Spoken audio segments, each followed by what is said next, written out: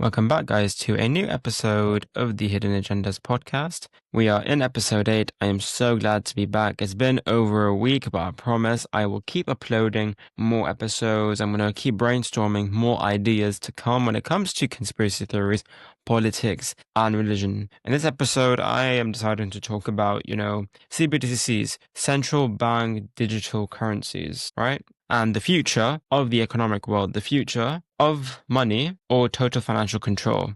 Now, why is CBDCs important? That's what everyone talks about, right? That's what everyone wants to discuss when it comes to economics, when it comes to, financial necessities, when it comes to financial services. Now, I've seen in the past 2 or 3 years where you have finance companies, online finance companies like Revolut, Monzo, Wise. These finance companies that are digital are increasing, right? Which means that their technological aspects are also increasing. In other words, pretty much these central bank systems are controlling our money digitally. The moment we disagree with their terms and conditions is when they're like, let's cut you off, right? So they could destroy us financially if we agree to do these CBDCs. And I've seen many banks, physical banks, where you go over to the place, withdraw some money, put some cash in. It doesn't matter, right? This is what they're going to do now. They're going to close all the banks. I'll tell you something. Barclays and NatWest used to be near my house. It used to be, near my road. And now they're both closed. Barclays closed first, and then there was NatWest. And now you see this surge of digital finance within the apps of these banks. And Barclays, NatWest, Lloyds Bank, Santander, Monzo, Wise, Revolut. There's so many banks out there now that are super, super digital. I don't even Barclays. For me now is around 15 minutes, hell, 20 minutes if I were to walk there myself. That would take an hour, right? So why I think that this is pretty much, a way to enslave us in terms of economic and financial way is because that they are getting rid of the cash system, the elitists, what I like to call the Jewish mafia families. Yes, the IMF, the World Bank were created by Jews. The Jewish bankers, the Bank of England, Barclays, NatWest, Lloyds Bank, Santander, all of them are created by the Jewish mafia families, the Jewish bankers. Right? They're going to get rid of cash freedom. Now, look, central banking systems. I saw this reel on Instagram where, the bankers, they can't control your cash when it comes to physical cash, right? £1, £2, $1, $5, $50, and so on, right? They can't control that type of cash. So what they do now is that they use COVID-19, the thing that the lab created. It was not this disease. It was anything but a disease, right? They use that as a pretext to, pretty much pave the way for a technological way to control your finances. And they may lie to you and say that it's a really secure way. Secure or not, they are gonna, you never know. The establishment, the Jewish elitists, the Jewish mafia families, they are gonna control our money. They're gonna control our digital currency. Now, this is why many people say cash is king. Why? Because cash, first and foremost, criminals, I think they use cash. I don't know any criminal who does not use cash. Many criminals, they use cash, right? They use cash to bribe their lawyers, use cash to bribe the feds. But anywho, this is how powerful cash is, right? It's not as powerful as, digital money. Many people want to assert that digital money is good as well, but it's not as good as cash. Thing with cash is that the central banking system, the central banking digital currency, they can't control your cash because, it's out of their reach. I saw this Instagram reel where if you agree to the CBDCs, they control your cash digitally. They control your online money. The moment you disagree with them, the moment you disagree with the government, you oppose a certain agenda is when they'll close off your money digitally. When it comes to cash, it doesn't really matter. They can't track your cash. Hence why when you want to exchange something, the bank can't really do much if you want your money back in cash, right? So they can't do much about that. Now, many people are probably thinking that, if digital currencies are an issue, right? So then why not bring Bitcoin? But I think Bitcoin is also another trap. It's also another pretext to lower the economic power of the world, to lower the economics of a state.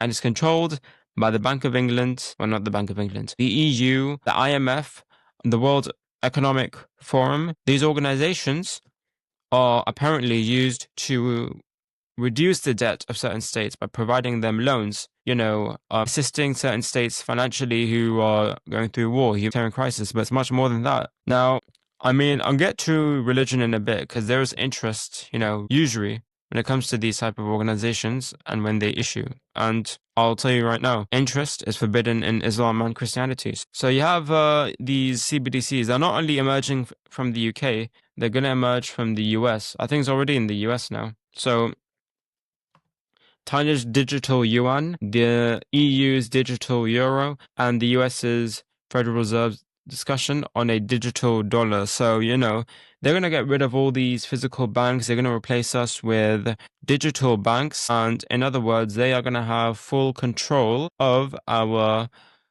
finance, of our money, the money that we earn, the money that we earn from our business that we start. That's all going to be taken away the moment we oppose these guys, bro. We are in a communist regime. Communism and fascism, if you combine it, there's no point voting for a politician just because of their agenda. Their agenda is fake. They are benefiting their elitist friends and not benefiting us. I want to get to, many people say that they are pros of CBDCs. Efficiency and speed. Faster transactions, no need for intermediaries. So I use digital finance companies like Revolut, Wise, and Monzo. Sorry, not Monzo. Revolut and Wise mostly, right? So, Revolut and Wise, it's a great way to get money here and there from another account to another. I could just transfer myself right now, but that is, I guess, a positive about, Wise and Revolut. You can order a cash without having to, discuss it with the bank. You just get a card. It may cost a bit of money, but your card could come in the next day or two.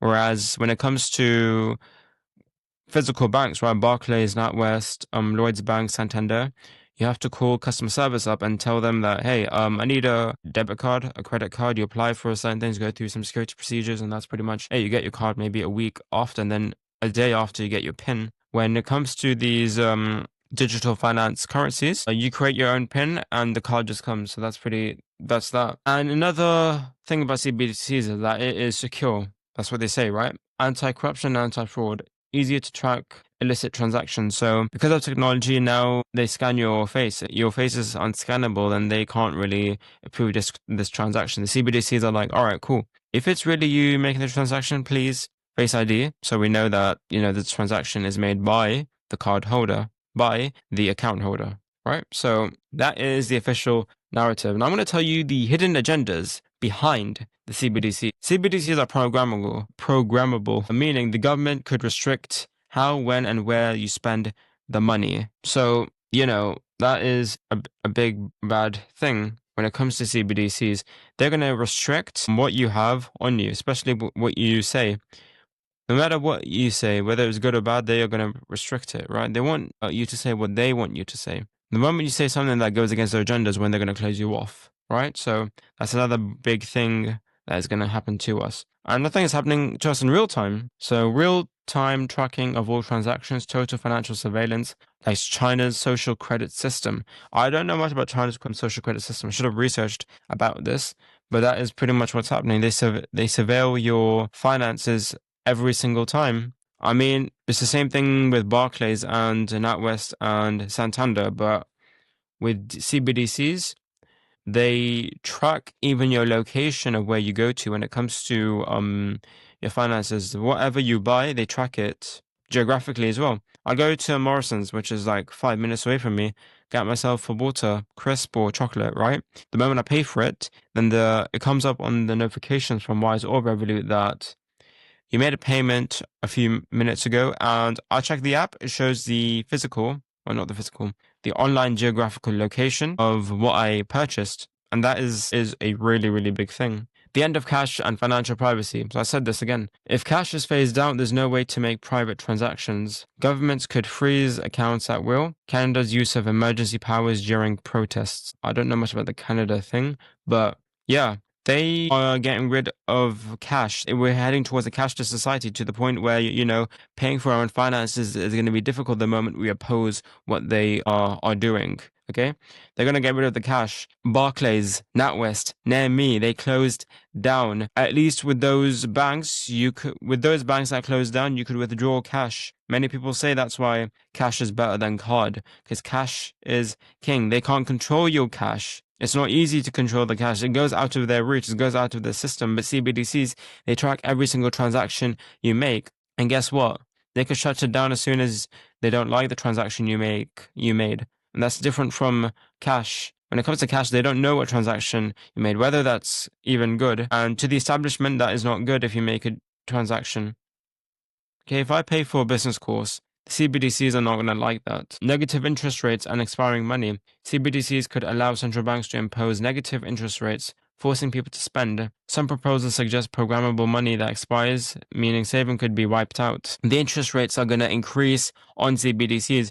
It's going to be much more worse than the physical banks, the cash, the cashful systems, right? They're going to get rid of the cash. They're going to bring in interest. The interest is going to get higher. Now, this is a really bad thing because interest is already eating up a lot of people's homes alive. Many people are going homeless because of interest rates. So, are we on the road to a social credit system tied to digital ID systems and AI-driven economic controls? Could restrict purchases based on behavior, carbon footprint, and political views. So, this is one of my points exactly. The CBDCs are going to control us financially. They know what we do. They know what we buy. They know who we talk to. I cannot believe it. And I might mention this in the AI episode, but they are pretty much gonna control our money if we speak out against them. If we if we have a lot of political views, and as for someone like me, I have a lot of political views. Like I'm against abortion.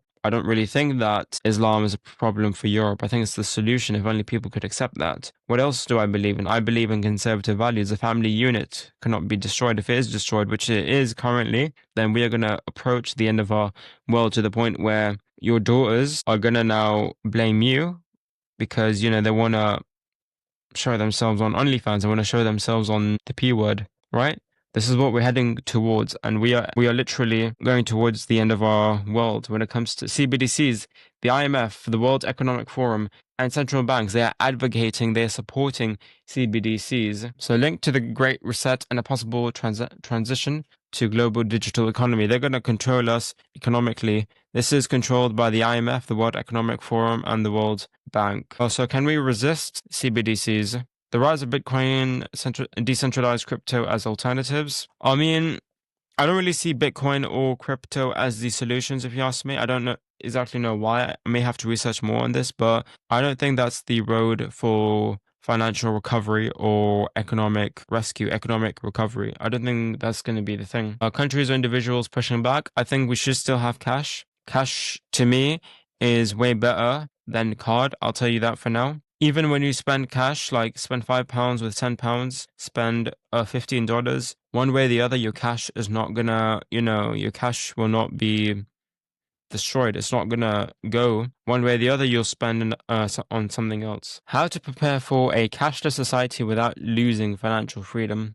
And that's a tough one. We earn as much money as possible by any means necessary. Private banks or, secure banks that will allow cash, that will not have to always monitor our financial transactions. The payment I make to my mom, my dad, or the payment I made at Morrison's, Tesco's, Asda, that should not be tracked. Okay, at least not all the time.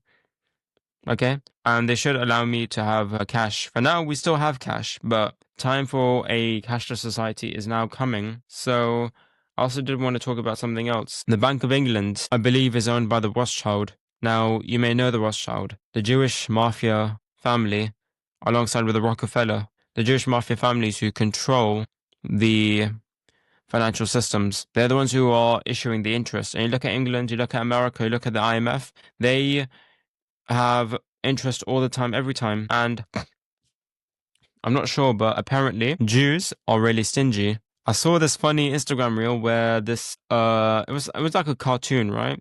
This kid, he asks his dad, like, Dad, can I borrow $50 from you, please? And then the Jew is like $30. What do you want $20 for? I can't believe that. My own son asked me for my last $10. Police, help. A madman's trying to kill me for $5. And it was funny as hell. I might share the video, today. Matter of fact, I don't even make that many shorts. Anyway, the IMF, the World Economic Forum, it was designed to, financially assist states who were, economically weakened after the Second World War. But it's much more than that. This is where, the League of Nations come along, the IMF, the World Bank, the World Economic Forum, all these other economic institutions, NGOs, who are now trying to impose digital currencies on us, and many people are following them now. Revolut, Wise, Monzo, all these digital financial systems are now increasing. It's going to increase in the US. It's going to increase in China. I mean, I think it's already increased in those countries. I believe it's also Nigeria, the Naira or something. But yeah, this is what we are approaching. And I also want to add something else. I'd say that this is going to lead to not only economic hardships, but also global financial control of what they are going to do. The CBDCs, with the help of the IMF and the World Bank, the World Economic Forum. So, I mean, I'm not sure what others think of CBDCs, but I think of it as a really bad thing. So yeah, I think this is pretty much that. I think I've rambled a lot in this episode. Only 20 minutes in. I might have to seize it here. But if there's more, then I could catch up on that as well. Yeah. Nigeria's Naira. US Fed Now versus digital dollar. Fed Now already allows instant payments.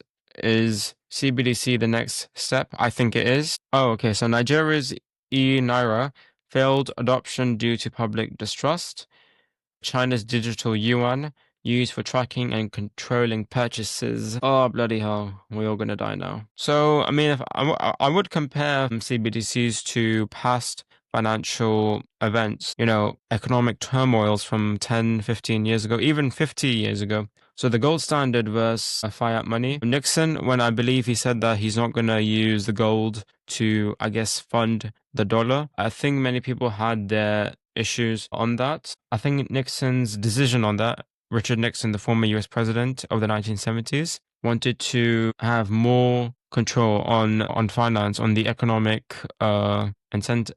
So India's 2016 cash ban, demonetization, test run for removing cash overnight, Canada's freezing bank accounts 2022, a real case of financial control in political protests. That's my point. I believe Andrew Tate also mentioned CBDCs, that they are going to control it. Are CBDCs a step toward a one world currency? Of course it is. And I'm going to mention this in my next episode as well, even though it's not really about economics. So I will make a brief mention of that, where we are approaching a one world order politically, societally, and financially. They're going to control us with one world currency. And believe me, it is going to get as hard as hell. Could they be tied to digital IDs, vaccine passports, or ESG scores? Brother, they're going to impose every single agenda on us. Those who oppose the agendas have been killed. Let me tell you something. Those who have opposed the agenda have been killed or exiled or jailed, or they've just been told to shut the hell up, right? They've been silenced. Okay. Is financial collapse being engineered to introduce CBDCs as a solution? Now, I think that the agenda is going to bring up some fake disease or some fake economic hardship like the 2008 financial crisis, and use that as a pretext to bring in more financial control. The more financial control, the better, to control the population. We will deal with them if they dare to speak out against us. That is their agenda. That is the point of these elitist Jewish mafia families. That is what they are trying to do. And believe me, now, unless if we wake the hell up, they are going to eat us alive, man. I've already said this before. So yeah, I pretty much said what I had to say over here. I think you guys should be safe out there. Please, control your finances as much as you can. It is not going to be easy, but hey, try your best, okay?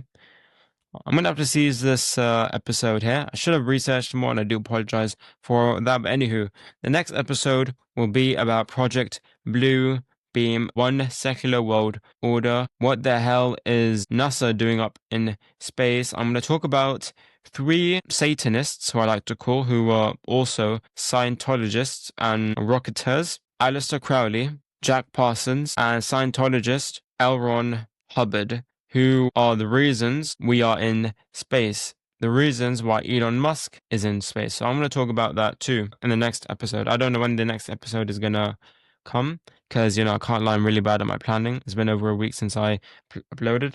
And I said to myself that I'd do semi-weekly, which I'm not. I'm doing once a week. I may have to do once a week because I have uni and work to focus on. But anywho, I will deliver as many episodes as I can. And I promise you one day I will do guest-based interviews either, remotely or in person with cameras around us. So yeah, I have one guy in mind. I will introduce him in the coming weeks to come, So yeah, episode 10 will be about Project Bluebeam, one secular world order, the fake alien invasion theory.